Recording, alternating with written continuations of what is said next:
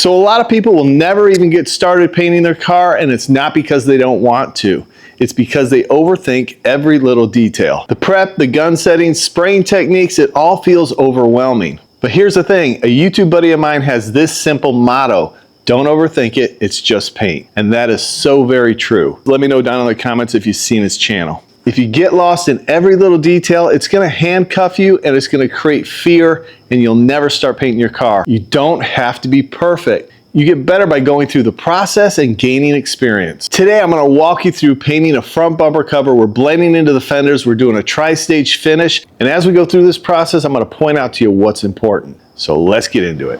Howdy, howdy, Chris here. Today we're working on this Lincoln MKZ that was hit in the right front corner. We're gonna replace the bumper cover and blend into the fenders. The first step in this process is preparing these parts for paint.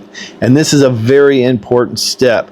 Do not overlook preparation, but it's not difficult. It's just a process you follow to get the results you want. Darius went ahead and prepped out this bumper cover and these fenders. What he did to prepare this particular bumper cover, because it was an OEM bumper cover, so it's a raw plastic bumper, it takes a little bit more preparation. But the process is basically to wash and clean this with soap and water, remove any oils or contaminants. You gotta wash it thoroughly. The next step is to use a sanding paste, which is a gritty paste that you use with water and a gray Scotch-Brite. And you want to use that to sand the entire surface and get in all the nooks and crannies the best you possibly can. Now, you're never going to be able to make it perfect with this paste. What we then do is we wash it thoroughly again, remove all that paste, we dry it, and then we're going to use an adhesion promoter to soften that plastic. So when we spray sealer over it, that sealer is going to bite into that plastic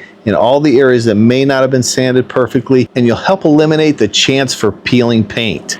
Because there's so much information in this video, I went ahead and created a digital guide that's going to help you through this process. It lays it out step by step, the entire process. It's just a great reference tool for you. You can check that out and pick one up at GarageNoiseGear.com. Now, I realize this is not the bumper we're painting today, but I want to give you a visual of how to prep out this bumper. Right now, I'm wiping it down with isopropyl alcohol. If you don't want to use isopropyl alcohol, you can also use wax and grease remover or soap and water to give it a good thorough cleaning. Now, this bumper has already been sanded with the sanding paste and prepped out. Right now, we are prepping it out for adhesion promoter. And because we're in an open garage and there's a lot of dust in the air, I want to wipe it down with this tack cloth to remove any particles of dust that might have landed on the surface. A tack cloth is just a sticky cloth that's going to help pick up that loose dust. Now I'll go ahead and spray it down with a U-Pole grip number 4. This is the adhesion promoter that's going to help the adhesion of that sealer before we apply our base coat and then our clear coat. And you can see there's a lot of little intricate areas in this bumper cover that we need to get sprayed. And those are the areas that you might not be able to sand absolutely perfect. And those are the areas that you want to make sure get covered with adhesion promoter so that sealer sticks properly.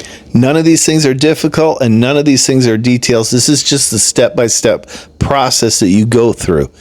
Okay, so what we're using today for sealer is this UP2253V. This can be used as a high build primer, a primer surfacer, or a sealer, just depending on how you mix it.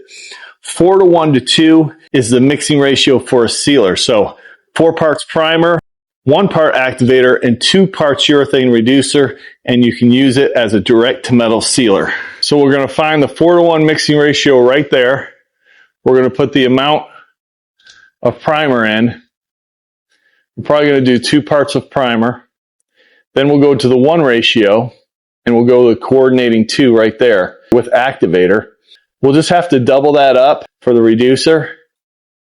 We'll be using a 2333 activator. This is a slow activator.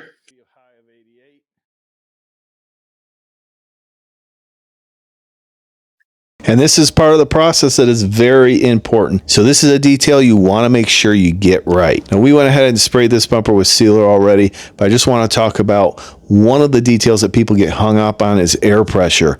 There is no perfect air pressure. It is constantly changing depending on the variables like the air temperature, the gun you're spraying with, the materials you're using. It's constantly changing. All I can do is give you a guide and you can adjust from there. But it doesn't have to be perfect. It doesn't have to be exact. As long as you get a nice smooth sealer, you're in good shape. Now, the air pressure I typically use for sealer is around 22 to 24 psi. You want to overlap about 75%. You want to have your fan pattern wide open or narrowed back just a touch, maybe a quarter of a turn, and you're good to go. The fluid volume, I like to set it about 2.5 to 3 turns out, but that all depends on the gun you're using. But again, that's a detail that you don't want to let consume you and keep you from painting. So I've applied my sealer and I've applied my first coat of base coat. Now, what I'm doing is I'm walking over this with a tack cloth just to remove any dust particles. I'm also inspecting this bumper cover to see if I have any dirt nibs in this paint. This is a good time to check that. You can grab a light, you can look it over really well and make sure there's no dust. If you do find a particle of dust, what I like to do is I grab a piece of 600 grit sandpaper and I like to sand that out lightly and smooth it out, and then I can put my second coat of base on. Especially if you're in an open garage, this really helps you get a clean paint job, especially on bumpers. We're using the InnoCraft Drizzle D1. See what I got the air pressure set at. 24. We're going to turn our fluid volume in all the way. And then I'm going to go 3 turns out. Fan is all the way out. I'm going to turn it back a full turn. Many DIYers obsess over perfect PSI, fan width, and fluid settings, worrying that if they're off by like 1 or 2 PSI, they'll ruin their paint job. Modern guns have a very wide sweet spot. As long as they're in the ballpark, they spray well. Get close to the recommended settings, do a couple test passes, and trust your eye for how the paint is laying down. Adjust slightly if it's too wet or too dry. You don't have to chase perfection. It's much more important to focus on your spraying techniques. The goal when applying your base coat is to have a nice, smooth, uniform finish with uniform metallics. And the way you go about that is you want to make sure you're overlapping your passes around 75%. You should practice spraying with a consistent distance and speed. This will help you start forming that muscle memory when spraying panels. And then as you get more experience, you'll be able to adjust that distance and speed with ease. Now we've got 2 good coats of base coat on this, so we're going to give it the proper amount of flash time in between coats. That's usually around 10 to 15 minutes. Now this is important, but you don't need to overthink it. You don't need to stand around with a stopwatch timing it perfectly.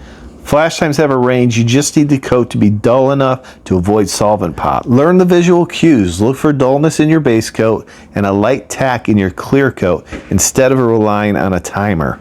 Now that we have the bumper pretty much covered, we're going to go ahead and we're blending into the edge of these fenders. We're only blending into these fenders to get a good transition from the bumper cover to the fenders. Basically what we're going to do is we're going to put 1 coat on the edge of the fenders, blend it out into the fender a little bit. We'll apply 2 coats and then this will be ready for clear. This is also something that's important to get a nice transition in your base coat, and using a blend helps deceive the eye into thinking it is the exact same color, when in reality it might be a shade lighter or a shade darker. But I don't want you to overthink this. There's specific techniques you can use to get a good blend, and if you want to check those out, I'll leave some videos down in the description. I have specific videos on blending panels. Now, it goes without saying that we all want the cleanest paint job we can get, but understand dust and particles landing in your paint job is just a fact of life. Even in a really expensive paint booth, you're going to get some particles of dust. Those can all be corrected after the clear coat process. Now, obviously, we want to do everything we can to keep our paint jobs dust free and take all the steps necessary to make that happen.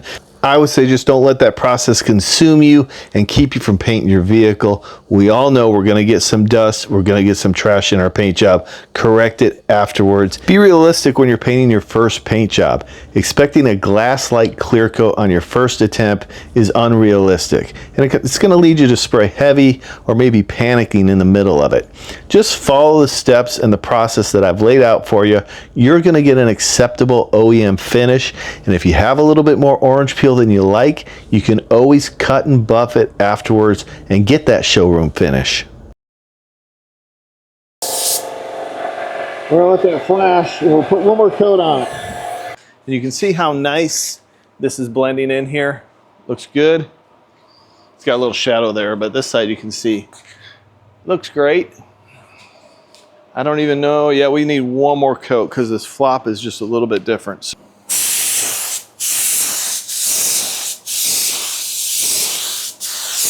I'm gonna go a little bit farther out with the one coat of pearl.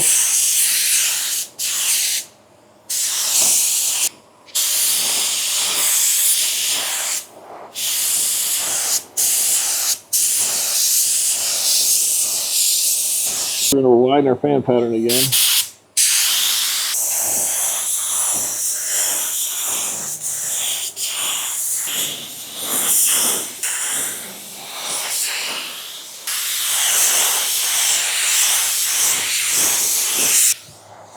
Check this blend.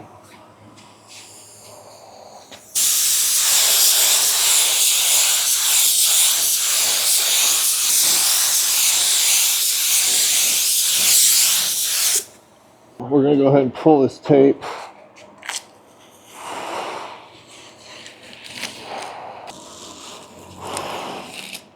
Okay, we're ready for some clear coat. We're going to tack these fenders off before we start laying down the clear. Just want to make sure it's nice and clean.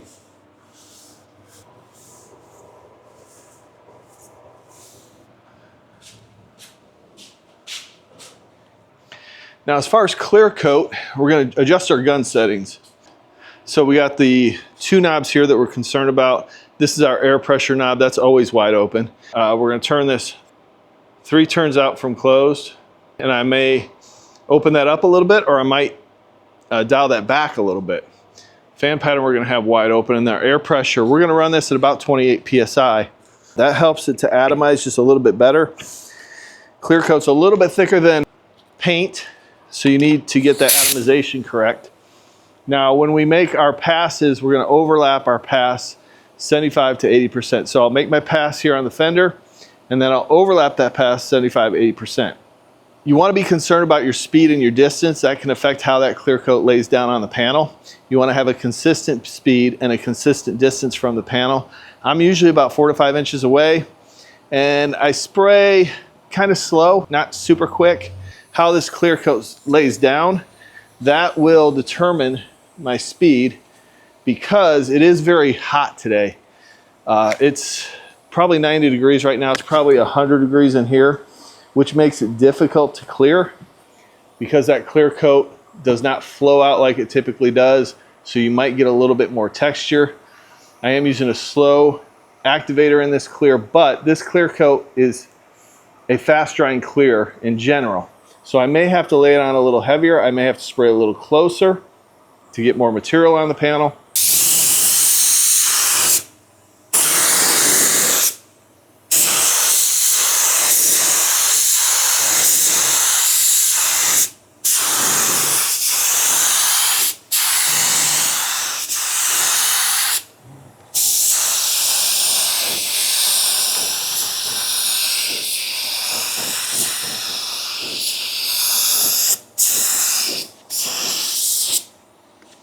So there you go, first coat.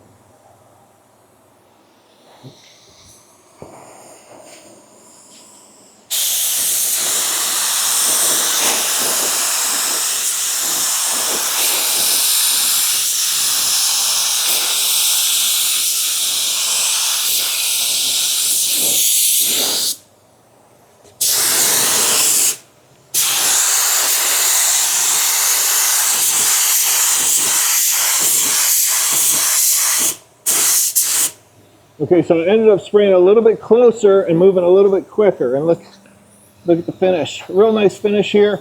We don't have to make this first coat of clear perfect because we are putting a second coat of clear on. So if we have a couple little dry areas, that's okay. We just want to introduce this clear to the surface and get one good coat on. And then 15 minutes, 10 to 15 minutes, we'll put a second coat on.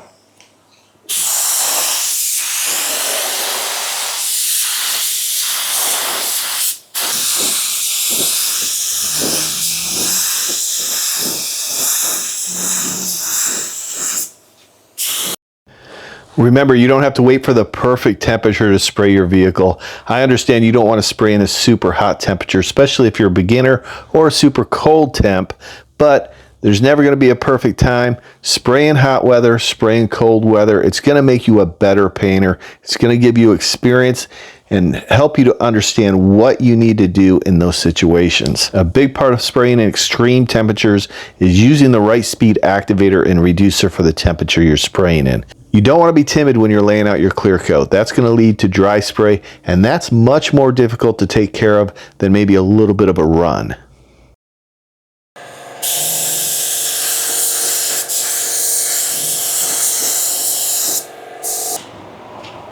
So to test this, we're just going to touch the paper, and if it's tacky and not stringy, we're ready to go. I think this fender is ready to go. Like I said, it's pretty hot here today. When using today's style clear coats, you really only need 2 coats of clear.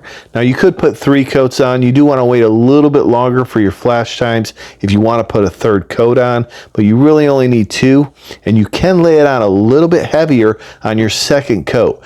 Because after the 1st coat, we've introduced that clear coat to the surface. It's a lot less likely to run, so you can hit it a little bit harder, put a little bit more material on that panel, allow it to flow out so you can get that OEM style finish.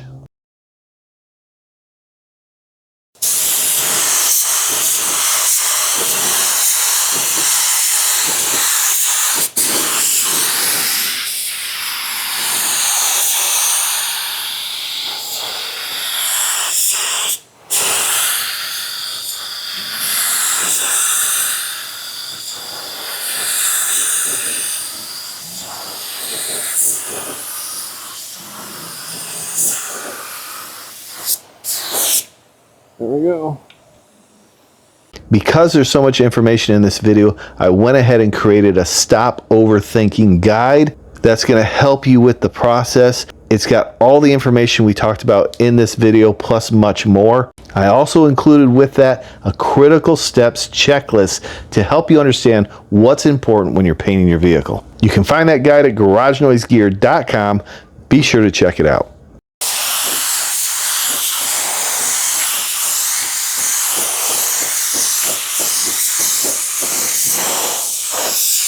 Let's let it flash off, and then we'll take a good look at it when it airs out here a little bit.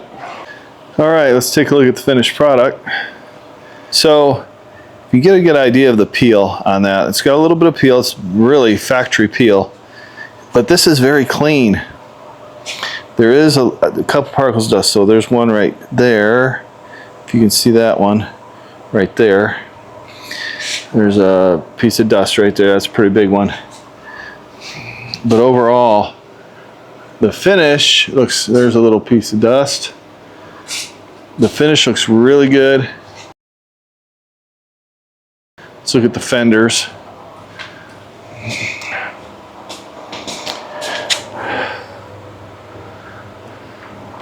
Not a lot of good light in here. There we go.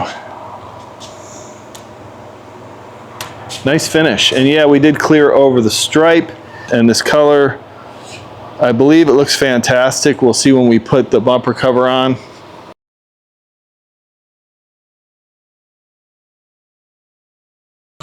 Oh, I do have a little bit of a run. Check that out. Not that I'm excited about it, but a little bit of a run right there. Hit it a little bit hard. We'll have to take care of that, no problem. Right there.